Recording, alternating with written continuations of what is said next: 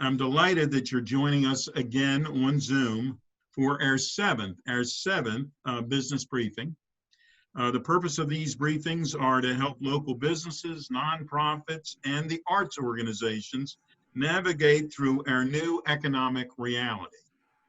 I'm extremely pleased to be joined today by three innovative small business owners, Brendan and Bailey O'Leary, the owners of True Respite Brewing Company in Rockville, and Shannon Gorman, owner of Gorman's Garments and Gear in Olney. They will provide remarks about the impacts of COVID-19 on their small businesses and then take questions from our Zoom audience. You may please send your questions to the chat box on the right of your screen. Before we start, I would like to once again thank Susan Kennedy, who has done a marvelous job for the other six, and I know she'll do a marvelous job today of moderating all of our briefings. Susan, please let us begin. Thank you so much, Sidney, and it's a pleasure to be here again today. We've been learning so much about our businesses here in Montgomery County as they've navigated through this crisis and how they've managed to stay afloat. And we have two businesses, as you mentioned, with us today, and I'm going to introduce them and ask them to tell us a little bit about what they do. First, we have Brendan and Bailey, who are from Respite Brewing. And if you guys could tell us a little bit about your company, how you started and what you provide. Of course, yeah. So we own True Respite Brewing Company in Rockville. We are a brewery. We brew beer, and we also recently brewed our first soda. So that was kind of a fun project. We opened in April of 2018, and it's the two of us and our brewmaster Kenny Allen are the three co-founders of the business. Bailey and I also started another project post-COVID called Beer Me, which is an online platform for breweries to be able to sell beer directly to consumers, and consumers can order beer for home delivery and for pickup and a whole bunch of different stuff now. We can talk about that in a little bit. Yeah, we definitely want to talk about that. That was quite ingenious of you, and it's done quite well. Shannon Gorman is the owner of Gorman's Garment and Gear. That's a lot of G's. Tell us a little bit about your company and what you provide to county residents. We are a family-owned retail business providing uniforms for schools, companies, public agencies, medical professionals, as well as promotional products and gifts. We've been in business for 18 years, and we started in our home with the approval of providing school uniforms for St. Peter's community and the Hollowell Hurricane Swim Team. So that was our beginning, and that's a little bit of what we do. And how has it been for you since the COVID shut down for your business? I know you probably do a lot online, and I see that you're on social media and you're doing a lot of marketing there. Has that been able to sustain you through this crisis? Well, we had a kind of a major blow. We're gearing up late February, early March for our largest mobile sales, where we go to our largest account and do the freshman registration uniforms. And so we get inventory in a lot and decorated, embroider, screen print. We had 30, 40 boxes packed up, a truck rented, all the staffing in place. And the night before, the 12th, we got a call at 6 saying they're going to just do an online registration this year. So, I get for safety reasons that had to happen, but from a business standpoint, our uniform sales went flat. And so that was one thing. Likewise, we have one of our country club swim teams. We work with up to 16 teams a summer. We had a sale prepared end of March, and we had decorated all the samples, ready to roll and be there, and then have an in-store sale for 2 weeks online. And again, that was on pause, and now all summer swim teams are canceled. So we've had a few kind of major blows to say, but so we closed on March 16th, and so we've had to kind of reposition ourselves a little bit. Yeah, and we'll talk a little bit more about that. Brendan and Bailey O'Leary, tell us about your business. Pretty new. You've only been around in Montgomery County for about 2 years now, but you got pretty ingenious in pivoting during this crisis and creating this app, Beer Me, that has been a huge success. Explain to us how you did that so quickly. A friend of mine, Brian O'Connor, we grew up together. We started playing hockey together when we were 5 years old. We were roommates in college. We have stayed in touch. He is the chief technology officer, we call him, for True Respite. So he built our website. He built some tools for us. He had some fun hacking some Nintendo Wii boards to turn them into weigh scales for the tap room. He's basically been kind of like pushing us from a technological standpoint to be on the forefront of what is cool. And he was watching, the curve in Italy, basically watching a lot of bad things happening over there, businesses getting shut down. And he was noticing how our early days were mimicking their early days. And he said, listen, it's highly likely that your tap room gets shut down. You want to be ready with some software so that you guys can go online. And we said, well, that's not legal yet. And he was like, okay, well, or you can do nothing. Yeah, and this was on March 12th, I think, that Thursday before we were shut down, that he brought this conversation to us. So we had to sit down with Kenny, our brewmaster and business partner, and have a pretty tough conversation of like, what are we going to do? What's our plan? Do we want to, move forward building this software to be able to do home deliveries of beer? It's kind of pushing what we know is allowed right now, but if we're going to get shut down, what's our plan? So that the idea was we were going to have this ready for when ultimately the shutdowns came, and they came faster than we expected. The shutdowns came on Monday the 16th. So it took us 2 days of development to have a platform ready. We opened it up to all breweries and craft beverage makers across the country because we'd been helped so many times by others. When we were trying to get open, we felt like it was our duty to our neighbors, our peers, to go out and offer support to them during a time of transition and really crisis for our industry. And there's over 140 businesses on it now, and we're approaching $4 million in sales generated for the businesses on the platform. And Beer Me has taken no money from any of that. It is still a completely free platform for all of these businesses. There's no charge to them. We're going to have to monetize in the future just because it's getting expensive to run the platform. And that's currently all coming out of pocket and going on personal credit cards. But at this point, yeah, there's been almost $4 million in revenue transactions through the platform, and it's been no charge to any of the companies using it. And how much did it cost you to actually develop the platform? Technically, it was free. So my buddy Brian did all of the coding himself, and we launched. It was originally intended to be for True Respite. We decided to open it up to everybody. Yeah.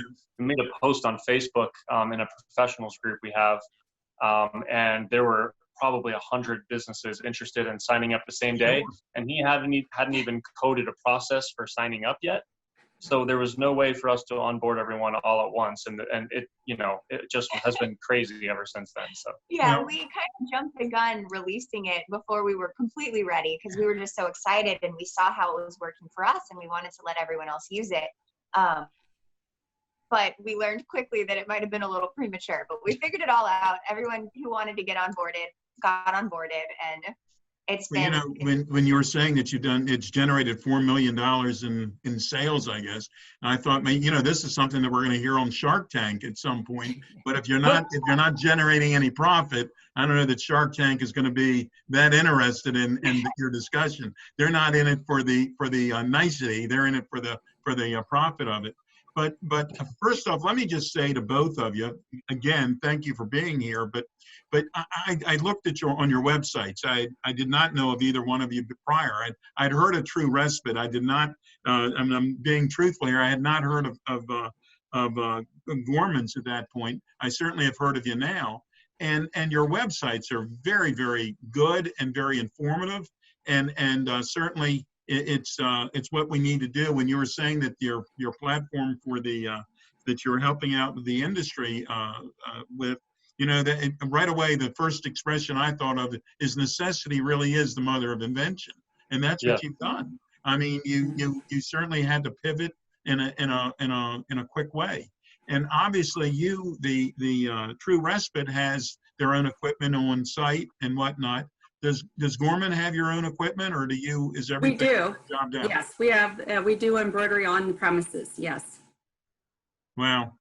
And that has to be interesting in itself, because you have to get the garments.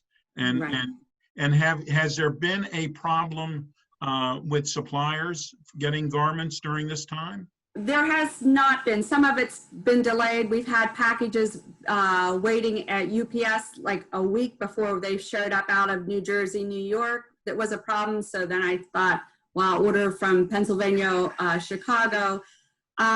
But we were kind of lucky early on. A couple weeks into the lockdown, I got contacted by a company asking for a quote for 40,000 masks for a professional association. So I got real excited and went to the store and did my research, found out a lot, and did a proposal, and gave me a couple weeks of hope. That did not pan out, but then I was contacted then in mid-April by Montgomery College for a quote on 9,000 face masks. And we did another proposal, lot more research, and that did pan out, and we were at contract. So we've been shifting gears a little bit and finding several companies that needed masks right away. And I got those blank, and then we're doing a lot of custom masks for individuals and companies, and selling them online with curbside pickup right now as well. That's great. And Yes. and to True Respite, are you finding that your suppliers are readily there? I mean, has there been a problem for you all? We've had some real problems getting supplies in particular, cans have been a real challenge. Really? Prices, I think, are not super friendly right now. We've had some tariffs introduced that we're not super fond of, and that has risen prices. And in addition to prices increasing, everyone who previously was, packaging into kegs and selling draft for restaurants and whatnot, they all closed. So draft sales died pretty much overnight, and all package types switched to canned products. So all the volume that used to be in kegs was now going into cans. Right. And there's limited number of cans out there and limited capacity in manufacturing. So those cans were being prioritized to larger accounts who buy more frequently and have contracts. And so for the smaller guys like us, it became a real challenge to source the cans. And we've had to jump from supplier to supplier. They all have different specs that can do weird things to our equipment as we're switching from supplier to supplier. And we've just been kind of battling that since this all started. And even now, we only have enough cans to get through this week, and we're still trying to figure out where next week's cans are coming from. And that's the package type we can sell right now. So if we run out of cans, we run out of product. Right. And I mean, we are starting to have some customers. We're doing outdoor seating right now. So we've got some customers who can come and sit and have a draft beer, but it's a much lower capacity than we're used to. So the draft sales are still a very small portion of our overall sales right now. So if we don't have cans, then we don't really have product to sell. So it's a continuous battle. We're still trying to level out and, get our supplies where we can. One of the biggest things. Does it have to be cans? Could you go to another type of container? We have a canning line.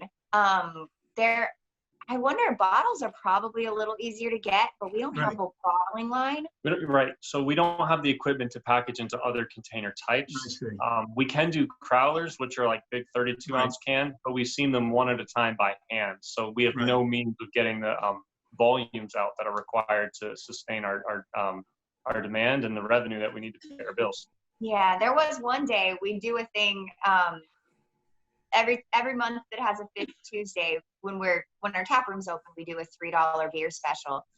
Since in March there was a fifth Tuesday, but we weren't able to have customers come in, so we did a $6 crowler deal, because a crowler is 2 pints. So we did $6 crowlers, and we sold about 500 crowlers over the course of a couple hours, and then we had to shut it off because we learned filling 500 crowlers took us longer than we actually had. So we learned a lot about like what our efficiency is with filling crowlers by hand. And Susan, if there are other questions, I have a zillion Yeah. questions, but Yeah, I if do there's too. I anybody do else too. that has a question. Yeah, I have so many questions. Okay. I do have a question for both of you about your employees.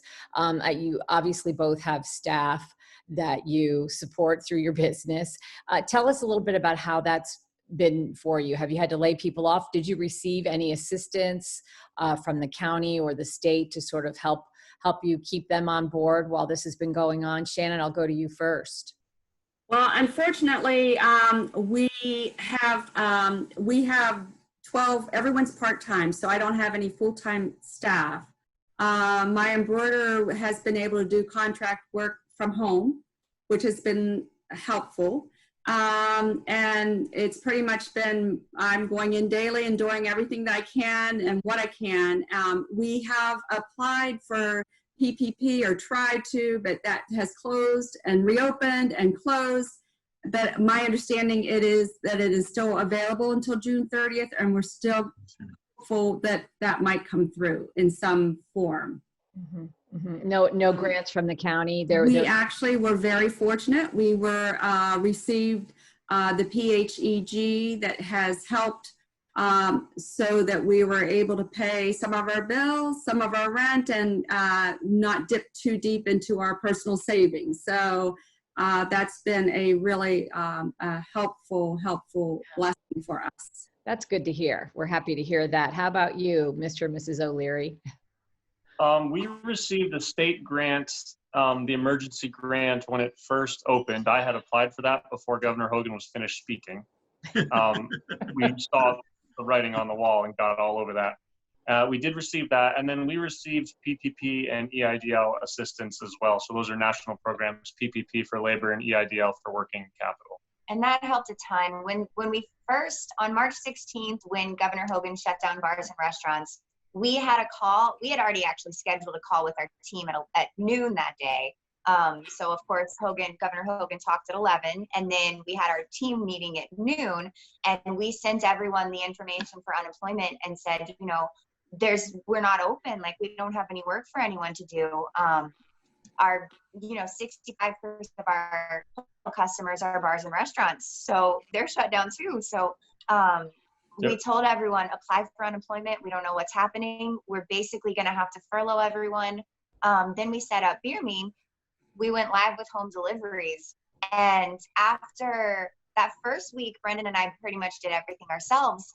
But after we saw how successful that was, we were able to pull our team members back on and got back to fairly normal payroll pretty quickly, which was amazing to be able to utilize, our bartenders, or beer tenders as we call them, may not have been working in our tap room serving beer, but now they could do deliveries.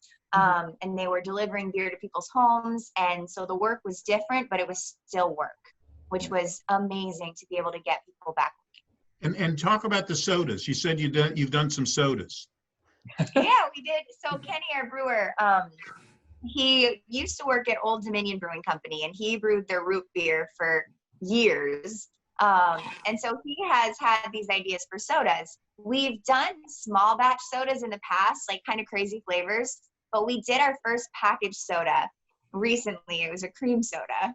It tastes like a mix between birthday cake and bubble gum. So if you like sweet desserts, then it's great. But if you're afraid of sugar, maybe wait for the next one.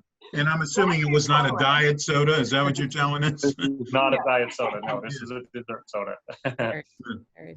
Well, tomorrow, obviously, or today, actually, at 5 o'clock, we begin phase 2, which is good news for both of you. What kind of preparations have you had to go through to get ready? I'm sure this isn't an easy task. You have to make sure that everybody's safe, yet you want to open your doors. Shannon, tell us a little bit about, you said approximately 10 people can be in your store once it does open. And what are you requiring of those folks? We are taking temperatures at the door and greeting people. We have a gallon pump hand sanitizer. We're requiring everyone to wear a mask. We are all wearing masks. And we are just going to make sure that we don't exceed that limit of 10. And we're asking our customers, typically we have parents come in with a lot of extra kids. Yeah. Just kind of put out a request that you bring in the kids needing uniforms with one parent if possible, so that limits the number of extra people that factor into that count and that limit. And we're continuing curbside pickup. 2 weeks ago, when we were allowed to open curbside, we discounted all school uniforms 20%. We're reopening tomorrow with a store-wide 20% off everything in the store, and continuing curbside pickup. And we are also discounting our Sperry's to 50%. So wow. We're hoping to get some new traffic. And like Sperry shoes? I'm sorry? Yeah, that's what they are. It's topsiders. Yeah. Yes, a topsider. Yeah. Aha. I may be in to visit. There you go. Yeah. There you go. This is working. And do you have adult sizes? Do you have all sizes? Yes, we do. Yes. I might have to consider that as well. I'll come over. And they are online, or you can stop in. Okay. Well, with shoes, though, you sort of like you have to try them on. And that's a good thing for you because, you know, And how about trying on clothing? Will that be a problem for you? We are going to let it sit and then get it back on a hanger, and hope that with everyone wearing masks, trying it on, that it's not affected, and sanitizing before they come in, hopefully will negate any problems. Right. And how long have you been in business? 18 years. Wow. Good for you. And what got you there? What were you in the industry before? How did that happen? Well, we have 4 sons, and we were looking around for something to do to help pay college bills. And I have a master's in social work and did that in my first career.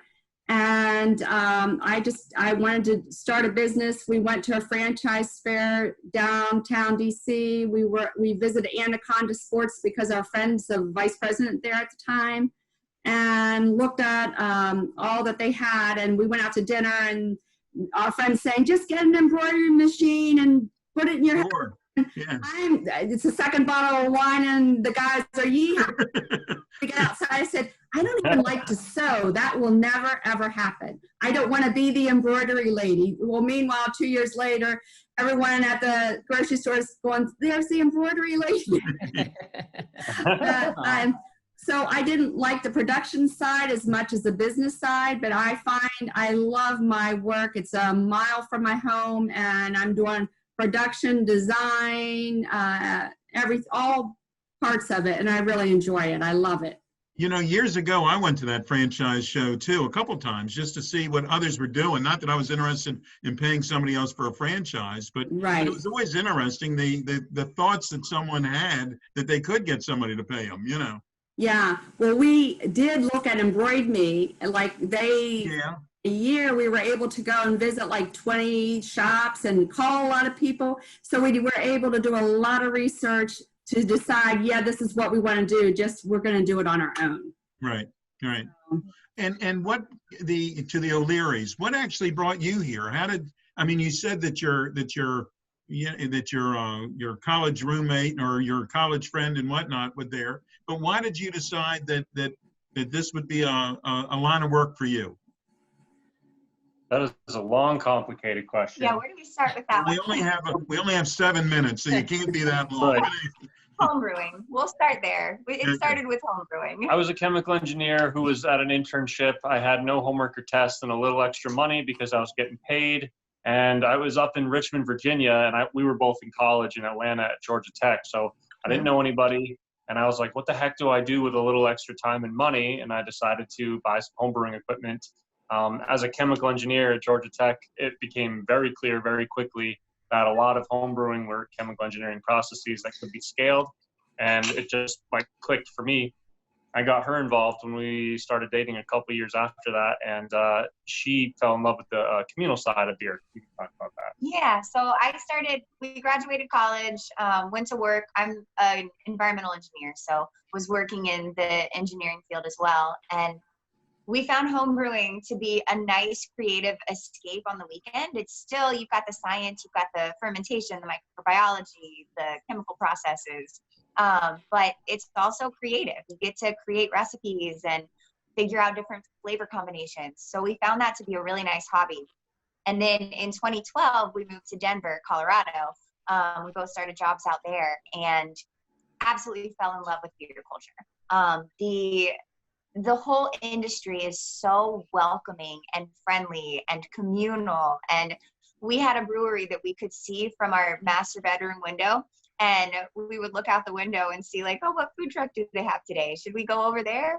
But it just became a second home. And we saw firsthand like the incredible things that a craft brewery could do for a community, how it brings people together. It gives people a place to escape to and a place where they can feel at home away from home. And we wanted to do that. We decided that that was our goal. That was what we wanted to bring. And we picked Montgomery County. It's close to Brendan's family. Yes, yeah, we are too. Yeah, same, exactly. Brendan's family's in Loudoun County, Virginia. So this was a nice place where it was a good place to raise our kids. We're close to family, but far enough away. No surprise visits was the goal. 1 hour, perfect. There you go. And to Shannon, have you obviously you've added lines over the years. I mean, they've added sodas, but is there other lines that you're looking at? Do you think that there's additional capacity for lines that you haven't had in the past? Yeah, there's always room for growth. We have a lot of Route 1 apparel in the Maryland. Yeah. We get a lot of traffic there. We do medical scrubs, and you do a lot of offices and whatnot. Ideally, we'd like to have more corporate customers because they come in and you're not dealing with a lot of extra inventory because they come order what they need and want, and you don't have a shop full of things that you're waiting for someone to purchase. So we are trying to really increase our corporate sales. When I was in when I had the store, I used to always say inventory is your friend and your enemy, because, you can tie up all your money on, especially in sizes, and not have enough to do for the person that's come in that day for a different size. So It really was. It's a friend and an enemy. And for inventory for you, do you keep a lot of inventory in the place? How does that work? Well, we do. We have a back closet, another closet, and then we also have a pod off-site that we trade stuff out for school, summer. So we have, a lot of storage. You need it. Yeah. Yeah. Susan, go ahead, please. Yeah, I've got another question for the O'Learys. You said you've been seating outside customers, correct? Is that right? Did you say that's been happening so far? And then with phase 2 starting today, you'll be able to bring folks inside. What special accommodations do you have to make to make that work? So we are measuring all of our space. We've got a tap room, and then we've got a large production area. So our total facility square footage is almost 10,000 square feet. And usually we just use the tap room for seating, but we are measuring out spacing tables all the way through our production area, so that we can make sure that groups are far enough apart. And we are printing kind of, I don't want to call them instructions or rules, but kind of a list of guidelines for everyone that we're going to put on every table. Mm-hmm. So when customers come in, they know the expectations, what's required of them. Masks are required for sure. We're going to have hand sanitizer. We've been stocking up on as many disinfectants and cleaning products as we can. Mm-hmm. And we're just trying to set really clear guidelines with everyone. We don't want anybody questioning what's required when they come in. The other thing we did, Beer Me actually, we created a feature called Dine In, And so each table is assigned a table number, and they can go to the site and order beer from their phone while they're sitting at their table. And the order comes to the bartenders at the bar who can fill and deliver. So it's a contactless way for ordering as well. Wow, you guys, yeah, you guys are super creative. I'm really impressed, and I wish you guys the best of luck, both of you, in your reopening. President Katz, we are about out of time, so I'm going to turn it back to you to wrap it all up. Well, thank you all. Thank you both, all three of you, for both businesses for being here today. I certainly have always learned a lot from every one of our conversations for these briefings, and today was by far no different. I enjoyed chatting with you, and you will get to see me because I will come visit both of your businesses eventually. Maybe not Awesome. today, but eventually. And I look forward to visiting there and to make certain that your business stays the great business that it should be, and especially in Montgomery County, Maryland. So thank you very much. Thank you. Thank you. Thank you so much for having us. Thank you. Yes, thanks. Good luck with reopening. Absolutely. Thanks. Thank you.